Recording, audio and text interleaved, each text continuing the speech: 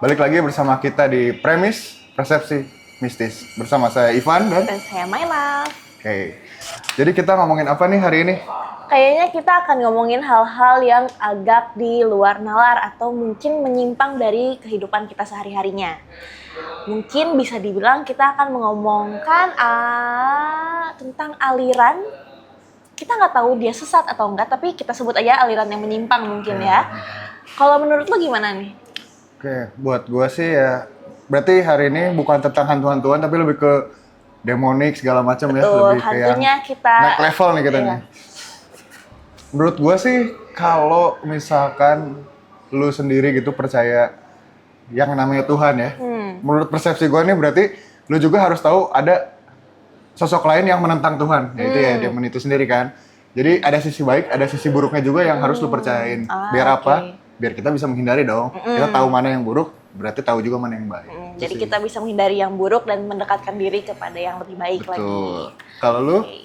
Kalau gue ya mirip-mirip lah, hampir sama. Karena ya kalau kita percaya adanya Tuhan, ya kita juga harus kurang lebih atau mungkin di lebihnya kita harus mempercayai apa yang Tuhan sampaikan atau Tuhan katakan. Jadi mau bagaimanapun juga ketika Tuhan bilang ada ini, kita sedikit lebihnya harus mempercayai apa yang dikatakan oleh Dia.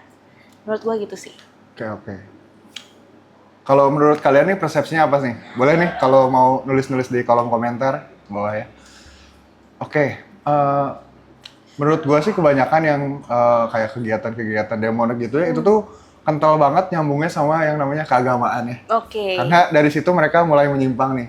Kayak kalau misalkan di gereja Katolik tuh ada yang menentang menentang ajaran gereja Katolik, itu dia bikin gereja setan lah istilahnya kan. Oke.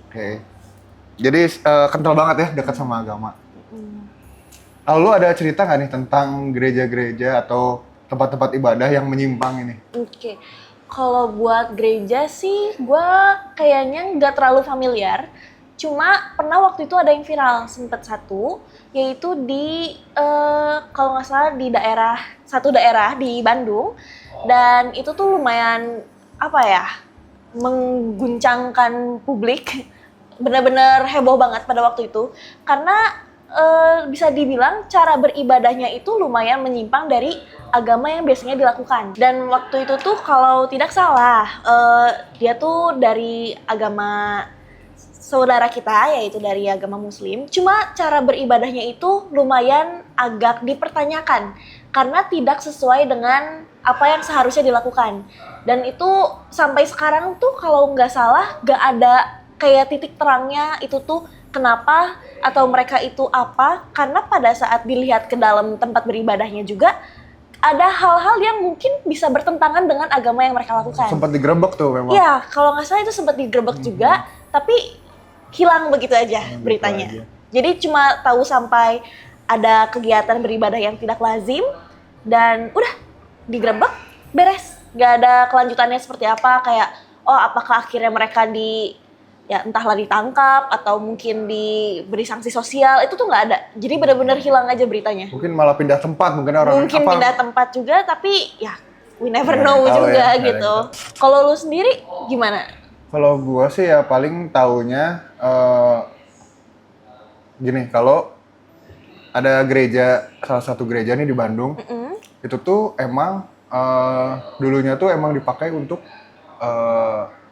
anti Kristen gitu. Nah kan makanya kalau di luar tuh ini lebih familiar. Anti Kris itu lebih familiar di luar daripada di Indo. Cuma mungkin sempat ada perkumpulannya lah di Indo gitu. Kebetulan waktu itu gue sama tim tuh sempat pengen tahu ini tuh apa. Awalnya kita nggak tahu gitu. Terus kru gue bilang kalau ini tuh dulunya sempat jadi penyimpangan gereja lah gitu. Di situ jadi persembahan apa segala macam, doa-doanya juga beda gitu loh. Tapi sekarang udah ditutup tempatnya, kita nggak boleh masuk. Waktu itu juga saya masuk lewat jendela gitu. Betul.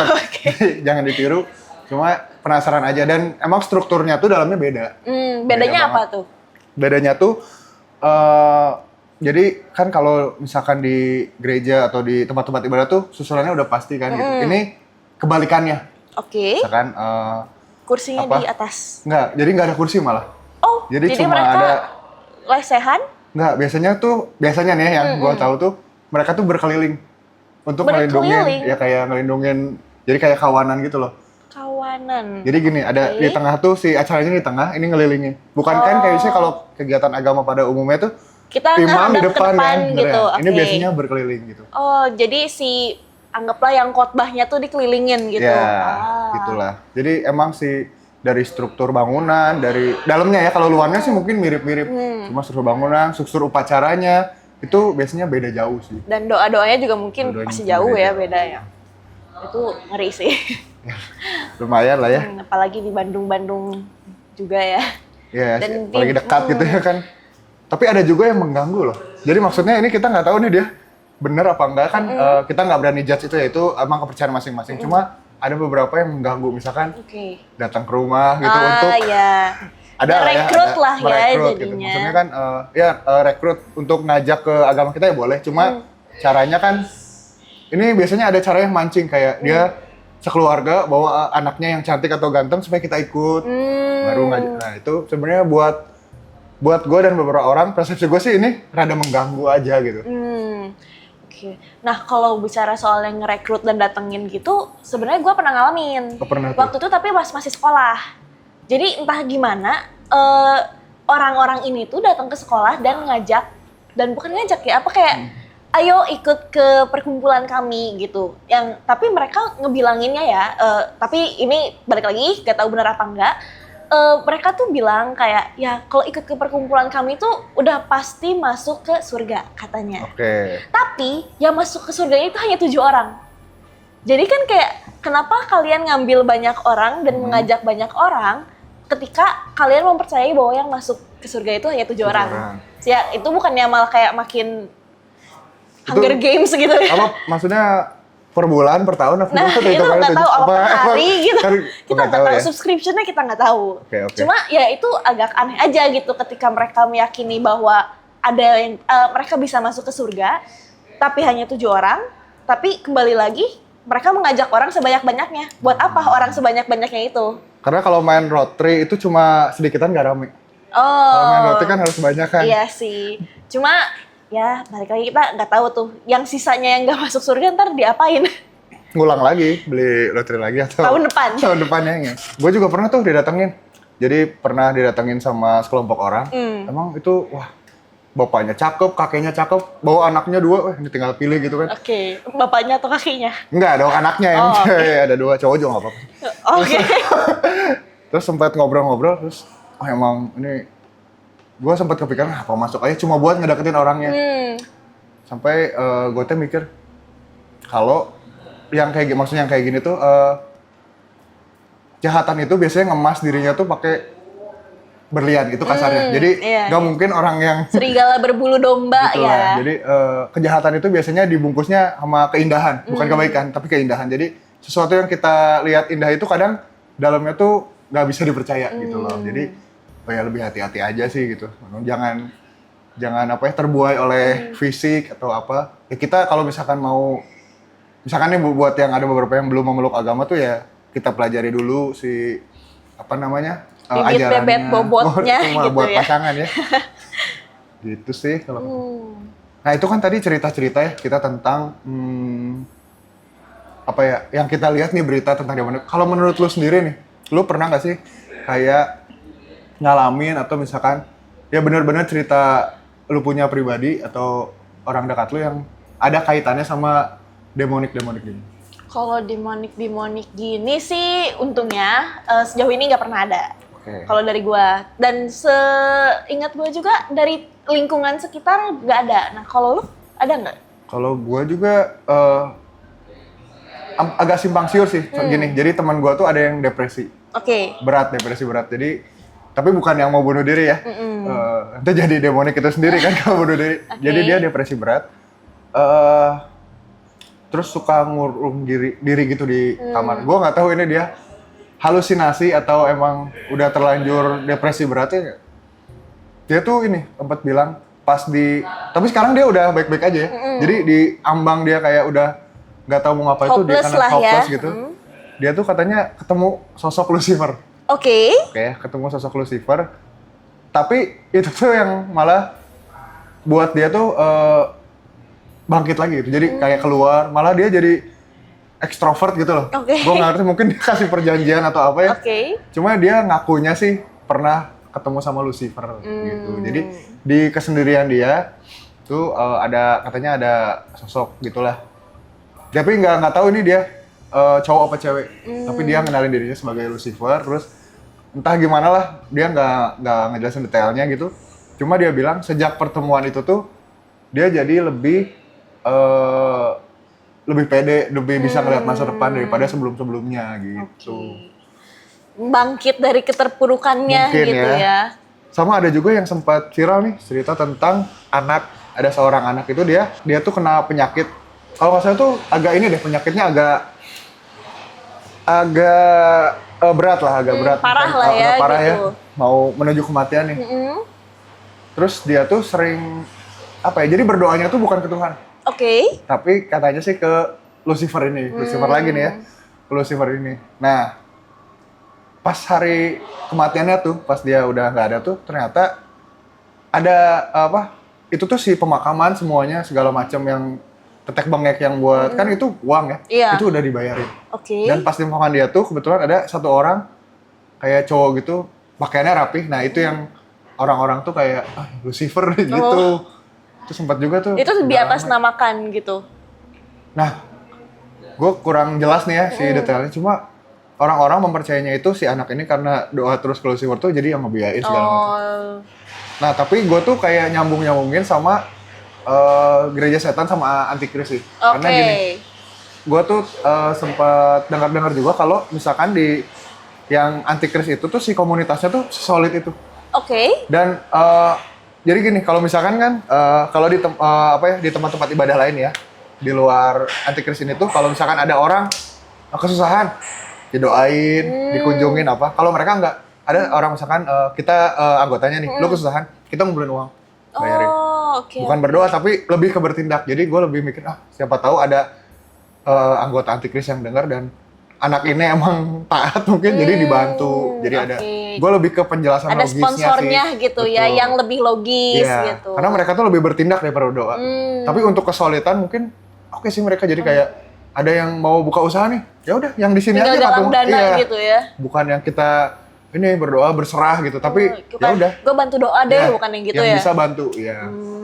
Mungkin yang perlu dicontoh itu kesolidannya ya, Iya, bukan kalau menyembahnya mungkin masing-masing itu urusan ya, masing-masing itu. ya. Cuma ya mungkin kesulitan dari mereka bisa dicontoh sebagian besar maupun sebagian kecilnya gitu. Gitu. Kalau buat aliran sesat gitu, gue sih pernah nonton satu dokumenter dari Korea.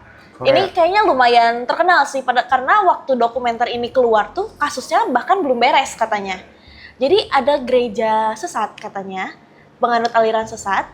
Itu tuh setahu gue namanya JMS. Oke. Itu tuh disebutnya tuh Jesus Morning Star. Nah itu aja udah agak kontradiktif Morning Star gitu namanya ya. Lucifer kan Iya, ya? nama belakangnya tuh. Oke.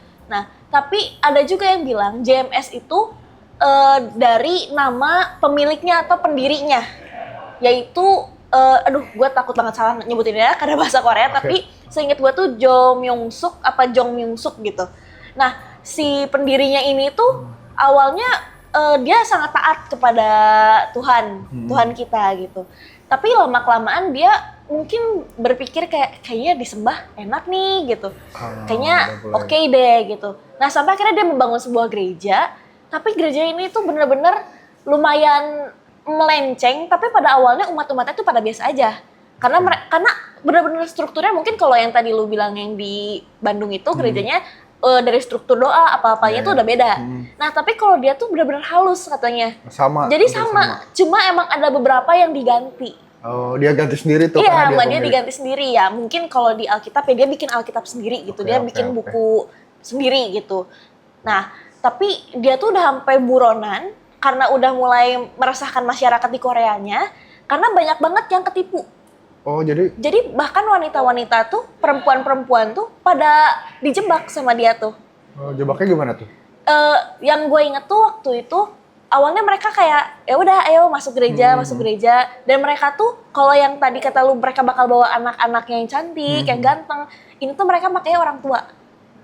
Jadi pada pakaian yang mungkin kayak baik kelihatannya Iya. gitu. Kayak ayo nah masuk sini. Mereka pakainya gitu.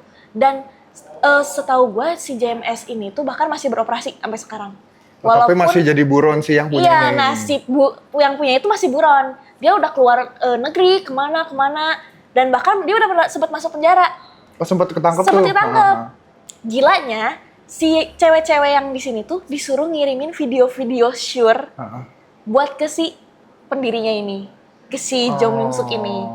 Dan bahkan itu tuh bener-bener yang kayak gila banget, kayak harus ngirimin foto, video, bahkan kayak pakai surat terus diciumin pakai lipstick bibir gitu. Itu kayak Gak freak gitu. ya? Iya, gak freak, cuma ya mungkin bagi mereka, tapi katanya emang si Jong Myung Suk ini tuh sangat loyal kepada umat-umatnya, pada pengikutnya tuh sangat loyal.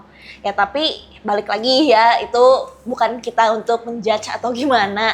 Ya, cuma itu yang pernah gue denger dan pernah gue nonton aja. Dan setahu gue itu tuh ada drama Koreanya juga yang terinspirasi dari sampai hal ini. dibikinin. Iya, jadi emang segong itu Segitu pada di sana ya? sebuar itu gitu Iya, pada iya. saat itu.